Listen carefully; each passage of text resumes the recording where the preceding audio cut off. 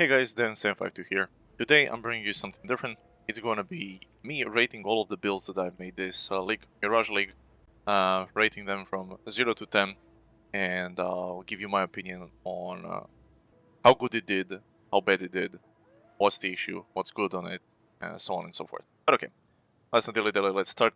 So the first one that I made was the Pork Monarch.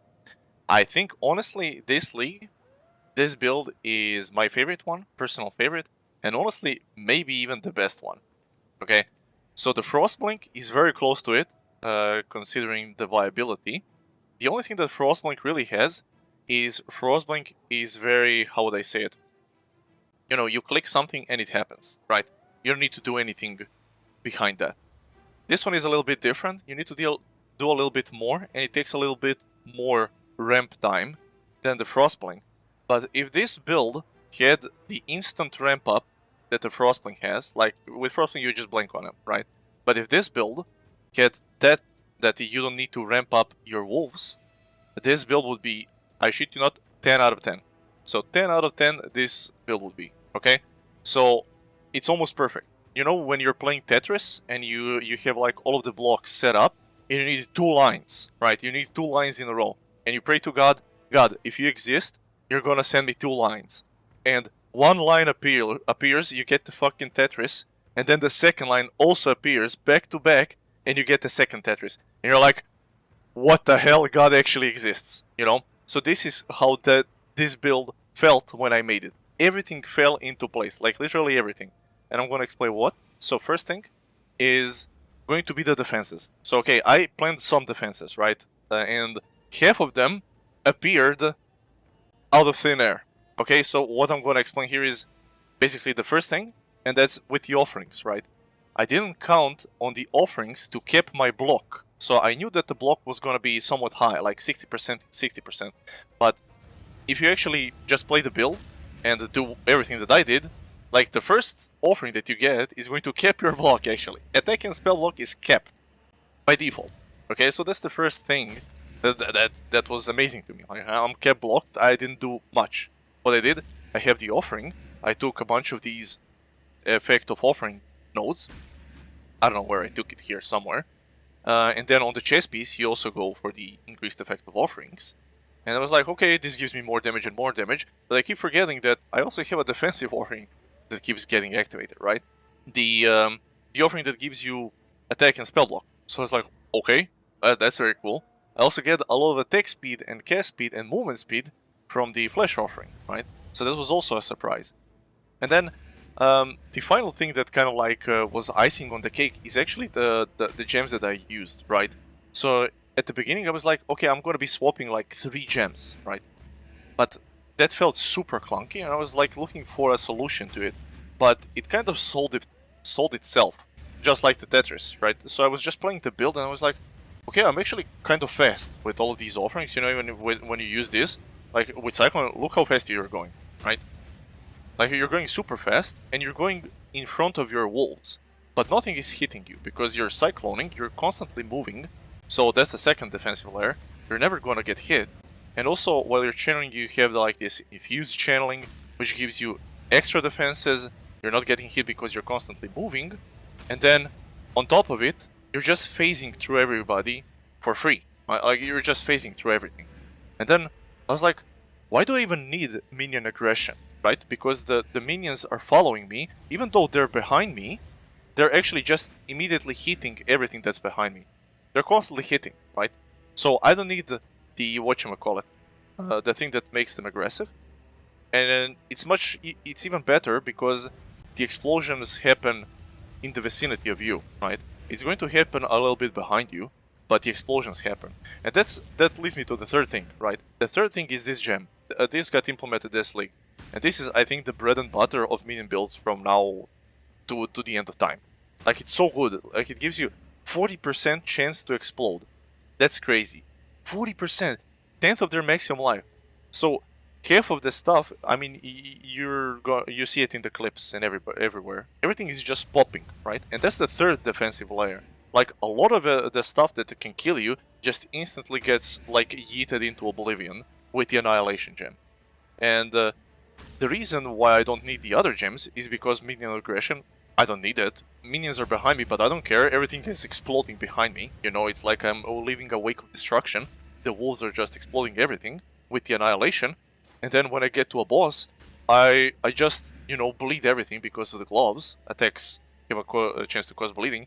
You just hit the boss for like 1 second, it's gonna be bleeding. And then your minions do like 40% more physical damage, which is just bonkers, you know. And the final thing is the freaking squire has the white sockets, you know, so you don't even need to worry about if you're replacing like blue, green, or anything. I mean, yeah, they're both red, but it's very nice, you know. The squire is very good. The rest of it you just leave, you know. Withering touch, excellent for bossing, but it also gives you some flat chaos damage. Like 30% of physical as extra chaos is quite a bit even for mapping, you know. You just leave it.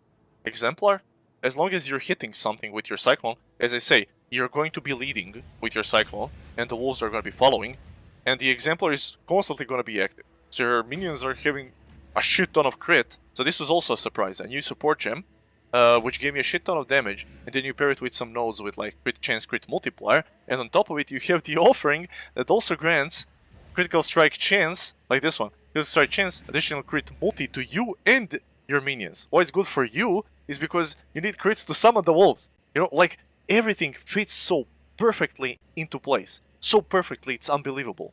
And you just need this, like, amulet on top of your offering to kind of cap your crit chance. Because you want to be constantly summoning wolves. You want to summon them as much as possible. So you want it to be 100%.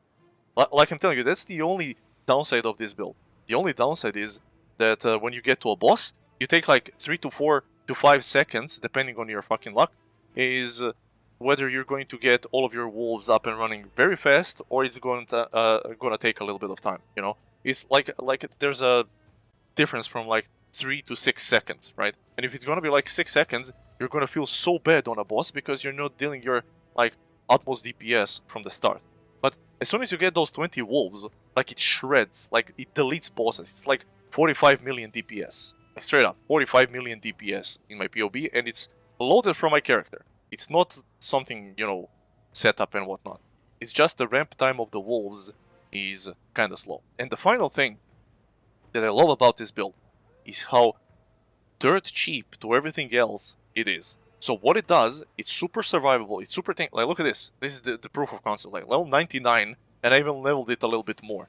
I was just not dying. I don't even know how many times I died. Deaths? Okay, 40 times. Sure, seems like a lot. But I was developing this build on the go.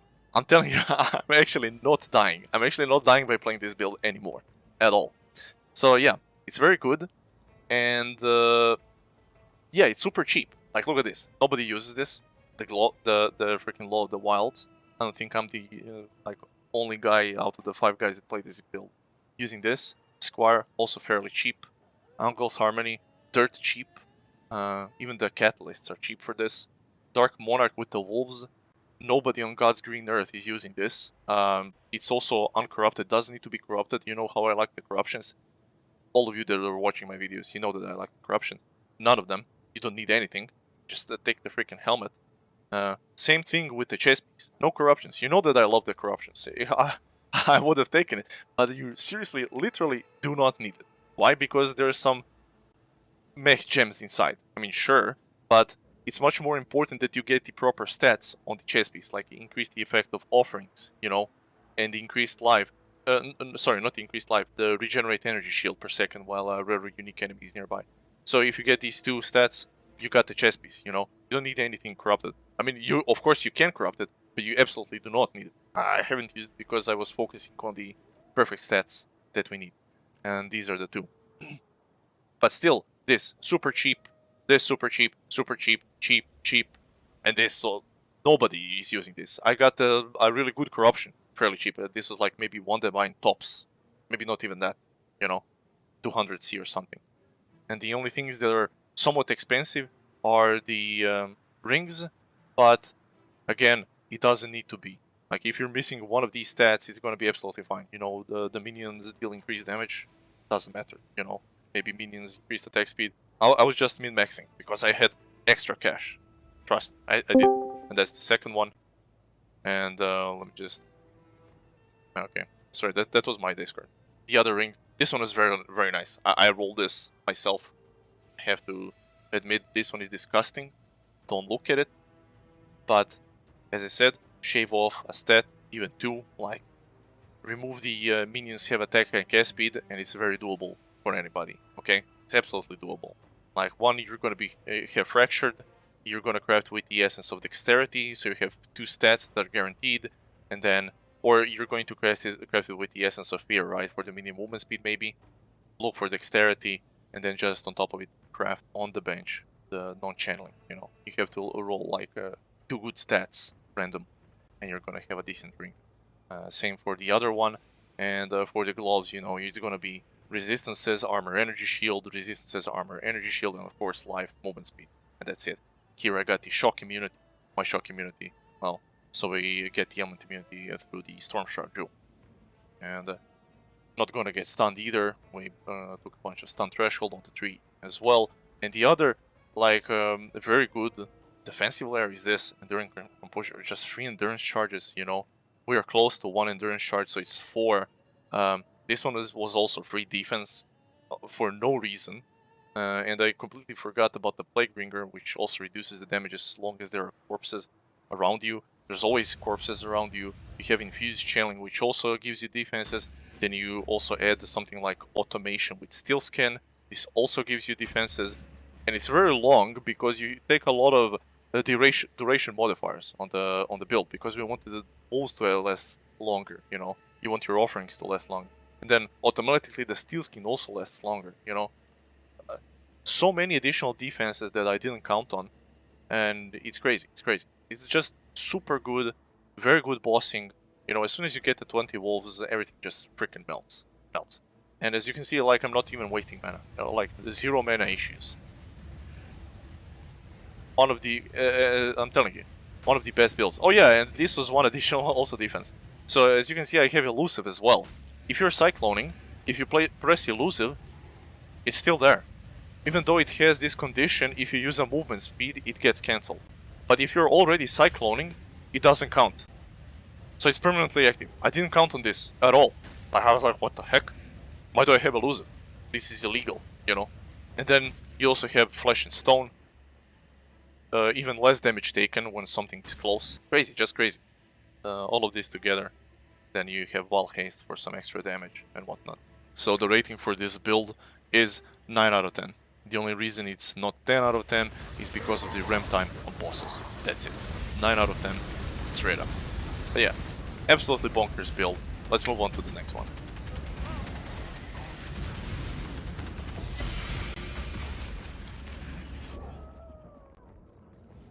Okay, on to the next one. So the next one is the Void Sphere of Rending, and this is the Pathfinder. And this one is very nice. Why? Because you basically have a Mage Blood, right? So your flasks are constantly active, permanently active, because we're using this belt, which gives us some flask effect duration. We get a lot of flask duration on the tree, and of course from the Ascendancy. So that's the neat part about this one. Another neat part that I wanted to kind of like complete is that I don't need a life flask, so I could have 5 utility flasks. That's kind of like maybe my project next league. I'm gonna try to do this, but with 5 utility flasks. In that way, it's going to be a little bit better than Mage Blood. I mean, technically it's not better than Mage Blood, because on Mage Blood you have like the increased effect because you don't care about duration. Here we do care about duration, so we cannot get the increased effect on the flasks. But we could potentially have 5 utility flasks. But okay, that's kind of something that I wanted to tinker about. But even with this, it's perfectly, absolutely fine, because then you can slot in another belt, which kind of makes up for the loss of not having Mage Blood, and of course it's much cheaper, which is like the important part. The other thing which is really good is this Ascendancy is literally perfect for what I did. It's a physical skill, so this Void Sphere of Rending is a physical spell that all of it gets converted to chaos damage. It does have a little bit of physical damage, as you can see, but I didn't have any issues with it, because you can also take this Soul of Yugul, like, to even reduce that small amount of physical damage so you don't get reflected. But the most important part of this is that it's super tanky, this build, because again, you have the cap block with the, whatchamacallit, Versatile Combatant, That's very nice. Your evasion kept more or less. You have a shit ton of evasion, even more when you're fighting enemies. You have a shit ton of auras. We can use Malevolence because we have sufficient amount of energy shield, so I can use it with the March of the Legion boots, which gives us a very strong Malevolence, which is another aura. And the build deals a significant amount of dot damage.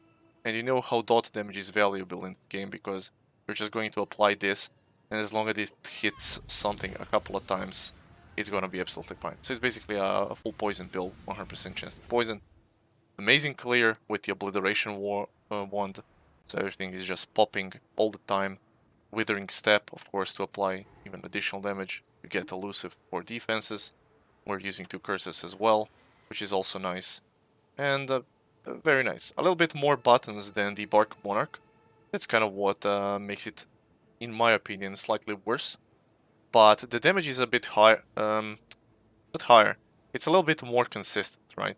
Because you don't need the ramp time of the wolves, right? You just cast it on a boss and you're gonna have the damage. Like you're not gonna have to wait for the wolves to spawn. So that's kind of like the upside of the build. And the other upside is everything else here that you see is kind of cheap. I mean, yeah, you know that I love the corruptions. I got some good corruptions. That's fine. But on the helmet you need just this one, 20%, but even without this, as I explained in the video guide, you can check it out. You don't need this, you can skip this, and you're just going to use 3 more passive nodes on the tree, and that's it. But yeah, very good build. Also a dodgy character, blocky character. You're not going to be dying a lot, and you're not going to be in the fight, you can cast it from afar, so you don't really care. All in all, very decent build, using the Mink's Heart, of course. And the only most important thing is Tenderbait. You know, you get this, you captured this dexterity and int, so you get the bonuses, and the rest of the nodes you can turn with the tattoos into something useful. Decent build. This one, I got to level 98. I did most of the content. Even I think I even killed an Uber or 2 with this one. It was very fun, and as I said, fairly cheap. I would rate it 8 out of 10. Why 8 out of 10? Because it uses a little bit too many buttons, in my opinion, right? So you want to apply the Wither on the boss, you want to cast both the curses, and ideally you want to have this active. Yes, it's a long duration of the aura, so it lasts quite a bit, but still, you know, it's a bunch of buttons. The downside is, the upside is, you don't need to click the flasks because they're permanently active. That's a very nice, like, upside. Well, yeah. All in all, 8 out of 10. Decent tankiness. Could be a little bit better, but yeah. Okay, on to the next one. So now it's the a Living Dominator, or I don't know how I call it, the Gandpa Absolute. Yeah. So this is the Guardian that uses the Absolution gem, and I tried to like min-max the shit out of this because Absolution got a little bit of a buff, right, to the AOE of the minions. So I was like, okay, yeah, I think this is the right time to do some Absolution shenanigans. And I thought, what better way to do it but the classical way? You know, you just use the Absolution, try to get a bunch of minions, a lot of supporting minions. We're gonna go with Guardian, because it seems like the logical step. It has a bunch of minion nodes, and good nodes to use in unison with the Incandescent Heart. So I had an idea of using this to reduce the elemental damage taken, and then going CI, because as you can see it says 25% of elemental damage from hits is taken as chaos damage. If you're CI, you're basically taking 25% less damage from elemental damage from hits, right? Very good. Like, we get a bunch of tankiness just because we have this chest piece. Another thing is, like, this chest piece is super cheap. I could get a very nice corruption. You know how I like to use corruptions. +1 socketed skill gems, and then I placed a bunch of you know, offering auras inside, which made it a little bit better even. But the downside of this is that I'm only getting the benefit of that one stat from the chess piece, right? So we're just getting the benefit of the 25% of elemental damage from hits taken as skill damage. 25% less damage from ally skills is fine, but everything else is kind of wasted. So, you know, out of these unique stats, so the life is wasted, attack damage leeches life is wasted, Melee damage is extra chaos damage. We're a minion build, so we don't really care. Light radius, like whatever, who cares? Light radius is based of energy shield instead of life. This is actually a downside, so you know everything else is kind of garbanzo. The only thing other than the that one modifier is the armor and energy shield, which actually gets doubled with one of the masteries here. Where is it? This one. So 100% increased armor and energy shield from body armor, if everything else is armor and energy shield, which it is. Armor, energy shield, armor, energy shield. So you know this gets doubled, so it's kind of like 3,600 armor, 800 energy shield. So it's still very good. Like it's not as bad as it looks, but it can be better. So what I'm thinking is how this build can be better is if I just went for life, right? So if you go with the same chess piece, right? But you just go for life and you go with Divine Flesh, right? So then you would go with Divine Flesh and try to cap out your chaos resistance to 90%. And then if everything else is just gravy, right? You're getting actually armor, not just armor energy shield from this chess piece, but you're also getting some life. And the chess piece is a little bit more useful, right? That could be an upgrade. But with that said, as you can see, like the energy shield is a little bit low, right? On the low side, 5,300 is nothing to write home about. And the build is level 96, so it is fairly tanky. I managed to get it up and running quite a bit. But I think if you went for life, you could have a much easier time. And then you could just take Eldritch Battery, you know, because you're going to be getting a shit ton of energy shield from the chess piece itself. You won't have any mana issues with just taking the Eldritch Battery. So you could drop a bunch of nodes from the, you know, this, like reduced mana cost, etc. You know, non-channeling mana cost. All of this wouldn't really be an issue anymore because, well, you would get everything from your energy shield. And it would be much easier to spec into life since you're a guardian. You don't need to path all the way here to cast inoculation. I would probably drop this whole side here. I would grab the Eldritch Battery, probably. Just grab the Eldritch Battery and everything else, just spec into life and a little bit more into minion damage and whatnot. I think that this would be much better, Divine Flesh. But with all that said, even if you do it like this, it's absolutely fine. I went with the Cane of Kulamak. I found a decent one. This one is disgusting, right? It's illegal to have something like this. Initially, I wanted to make this build like with the Living Lightning, but Living Lightning is ass. It really is ass. I'm not sure how you can make it work. I tried a bunch of stuff. I gave up because I didn't have the energy to tinker with it anymore. I wanted to use this because it had the attack speed for Living Lightning, right? But that dropped out, so I was like, okay, it has everything else for Absolution, so I'm just going to keep it anyway. I recommend using this. Alternatively, you can use this set. Like you can use a quiver and a good bow. Absolutely fine as well, right? You get the benefit of the bow, and then you're getting a little bit of energy shield as well. And you can drop some of these staff nodes here. You get a bunch of points. So there's a bunch of ways that you can do this build. I also got a really nice disgusting helmet here, which I can sell for $1 million. But yeah, in-game dollars, of course. The rest of it is just support minions, right? You're getting something from the Guardian. You're getting the little the monkeys that give you the frenzy charges. The Warlord that keeps shouting gives me endurance charges, which is nice. The Turtle gives you the determination aura, and then you get anger, hatred, and wrath. So all of 3 of those auras you're getting from the relic, right? So you're getting all of those auras from the relic. You get the 20% less damage taken from the Radiant Crusade. So this guy, because of him you take less damage, because the chess piece you take less damage.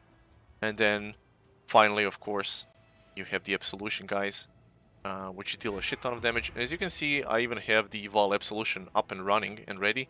And I can summon the Val Boy. I cannot do it right now because it converts one of your Absolution guys into this Val Absolution. But I made it so that we're using this guy, this Ascendancy. And you gain one Val Soul per second, which is really good. You're going to have your Val Absolution up and running on bosses as well, and it is going to require less souls per use, so you're always going to have the Val Absolution. And this is the bread and butter of the build. Like, it deals so much damage. It's not even a joke. It melts fear, it melts everything. Right? So, in unison with the setup here, with the Absolution. Of course, I'm using Annihilation. It's bonkers. But you just swap out something like minion damage. It's good if you have a white socket like this, so you can swap it out. You don't want to swap out Empower, right? Empower is like, it gives 7 levels to the gem. Don't touch this. Or you can just swap out, I don't know, faster casting, greater spell echo, or something like this. Physical to lightning. But I swapped out the minion damage, because it also reduces the life of my minions. So yeah, you place this in on a boss, the boss melts, everything melts. Even on maps, this is absolutely amazing. Or using some Darkness Enthroned and some other shenanigans. This makes sure that your Spectres are level 25, so you can have 4 of them. So yeah, on your helmet, ideally you want this +2 to level Socket skill gems, the Archdemon Crown, and then you want to craft the +2 to all minion skill gems. You can do this with the Horti crafting station. Just roll the minion thing, right? This one, and you're gonna get it eventually. I was very lucky with resistances and the armor energy shield, of course, but yeah. Good luck. Stun threshold, avoid being shocked for the Storm Shroud Jewel, and you're gonna be blasting. Very fun build, very fast, you know. Try it out. My rating, final rating for this build, 7.5 out of 10. 7.5. I wouldn't go lower. It really is very decent. Very decent. I would say the other ones that I've listed so far are better than it, though. Yeah. Okay, on to the last one. This one, I mean, I don't even need to say. Last but not least, it's the Frostblink, of course. This one, I would say, is probably still the best that I've made so far. Like, the Bark Monarch is very close. I don't even remember already what I rated the Bark Monarch, but I would say this is slightly higher. But very, very close, right? They're very close to each other, these two builds. This one would be 9.5 out of 10. Why? Just because of the simplicity, right? You cast this, you cast 2 curses, they last a long time, and then you can just blink, and then you can blink, and then you can blink, you know. And on minions, it's instant even, right? You don't even need to move. You don't even care about the Quicksilver, right? You just boom, boom, boom, boom, it just explodes. It's very good, simple to play, and another thing that I really love, they did buff one patch, the golems. Yeah, they nerfed it after, but it's still like a cumulative buff to what it was before, because before it was separated in 2 ascendancy points, right? Now it's in just 1. So in just 1 ascendancy point, you're getting the most of the benefits of the golem thing, right? You get 2 additional golems. They're immune to elemental damage, which is huge, and of course the biggest thing is they get resummoned every 4 seconds after they got killed. But I managed to do in this build right now, like, that you have so much buff effect on these golems just because of this amulet. You're getting a lot of benefits from this amulet just with the plus level 12 all skill gems, including the golems, right? But the quality of the golems is insane, because every single one is giving you something crazy. This one is giving you huge tankiness. This one is giving you defenses, which is like evasion. Life regeneration, this is against dots, amazing. It gets amplified by 55%. This one as well. And then Chaos Golem, you know, damage over time, Chaos Res, everything that we need. Flame Golem, AoE, again, things that we need. Increased damage, again, things that we need. Like, the rest of the resistances is covered with the Purity of Elements, so why not get Chaos resistance on the Golem? And you're getting buff effect from the Golem itself, you're getting buff effect from the amulet, you're getting buff effect from the tree, because we're taking these nodes, and the golems are giving you so much power. It's just front loading the character so nicely, and they just can't die. Even if they die, it's only going to be like for 4 seconds, then they respawn, and again you have all of the shenanigans again. It's very good. It's very good. So I think it got improved from before, just because of the utility it got. The damage is pretty much the same as before. Maybe slightly less, I guess. Before it was up to something like 12 to 14 million. Now it's 10 million, but we are so much tankier and so much safer it is to play this build. That is crazy. And you no longer need to use, you know, before I had to use Val Clarity and Malevolence, I had to cast manually, stuff like that. We no longer need to do this. Like, it's super simplified. You just blink, and you kill everything, and it's so good. It's such a good playstyle. As I said, I rate this 9.5 out of 10. I'm still gonna be doing this one every single league. I'm gonna try to make this as consistent as possible, so I can have a consistent build just like Box does. And I think for me it's going to be this one, because it's just so consistent every single league. I see no reason not to update it every single league. Always have fun playing it. As I can see, level 98, I killed the Uber Elder and a bunch of other Ubers.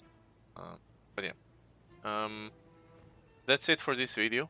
I hope you guys liked it. I hope you liked how I made it, how this idea went with me rating the builds. We're gonna do the same thing next league as well. And now PoE 2 is coming. We'll see if I'm gonna make some PoE 2 videos. Should be nice, should be fun. I saw the new grenade launcher. I love my grenades in that game, so I might do something with that. We'll see. But yeah, to summarize this build, you know, it's a lot of evasion, a lot of dodge. You can check the build guide for more details on it. But yeah, it's very good. Was buffed. 9.5 out of 10. Thank you guys for watching. I'll see you next time. Peace.